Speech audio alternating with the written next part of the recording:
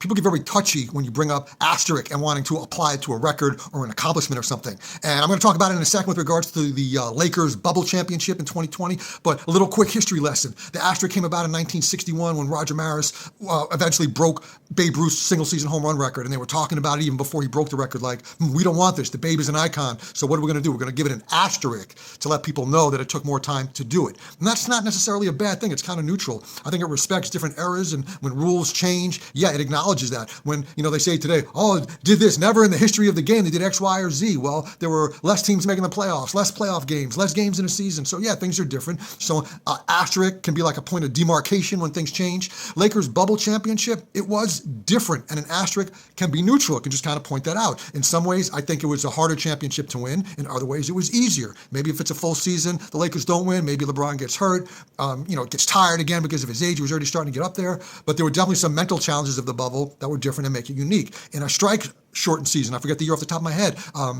San Antonio Spurs won in a strike-shortened season. It's not necessarily less than, but that's different than the ones that come before it and after it. And an asterisk, you go, you see the asterisk, you look down, you see what the difference or the reason was, and you make your own opinion about it based on that. But asterisks are neutral, and I think there's a good reason to have them, and they are appropriate, but it doesn't necessarily mean something is bad.